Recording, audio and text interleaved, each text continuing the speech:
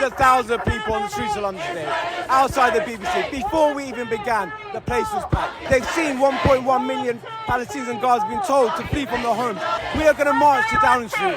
We're going to call out the hypocrisy of our government. In our thousands, in our millions. We are all Palestinians. The numbers coming today in tens of thousands, sending a clear message to the Home Secretary in this country and to the Prime Minister that the people in Britain will continue to raise the flag of Palestine and to shout and chant for the freedom of Palestine, because this is the values of the British people, the values of justice and the freedom. 1, 2, 3, 4! Occupation no more! We are here to stand against the British media, the European media that are so one-sided against the Palestinians, as we see always on the TVs, especially the BBC. The government and the news channels are spreading a lot of fake propaganda to deflect from the war crimes that are being committed by the Israeli government in Palestine. So we need to make sure we hold these journalists to account. As we've seen, many of them have retracted and apologized, but the damage is done. But this is the power of the people, and this is the power of social media. So I think do not underestimate it and use your voice. What are your feelings on what is going on in Gaza right now? It's a disaster, and it's totally unjust, and the occupation of Palestine by Israel is illegal and should not be allowed. And everyone needs to be here, and it's been massive today from the start at BBC, and it's just people are just pouring in. It's just amazing. Free, free Palestine! Free, free Palestine! There are those among your own politicians who want to silence you. There are those among your own politicians who want to stop you from carrying the Palestinian flag. Show me the Palestinian flag! Show me the Palestinian flag! The Home Secretary warned that waving the Palestinian flag could become a criminal offence. So as a response, today I have chosen to wear one. The last week has been horrific, the loss has been unimaginable, and the desensitization to our Palestinian suffering has been horrific. As a whole, we are terrified for what is to come. We are here watching the West actively support the oppression and the genocide that is happening in Gaza right now. And the UK is complicit. Not only are they complicit, they bear responsibility for what is happening. Our criminal Prime Minister and his fellows, because he will be found,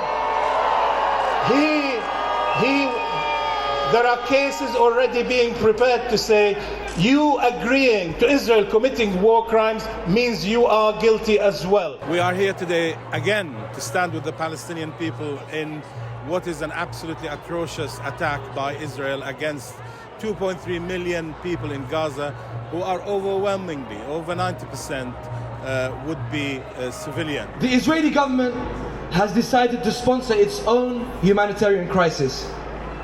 They've stopped access to fuel. They have stripped Gaza of all necessities. Families in Gaza have no water.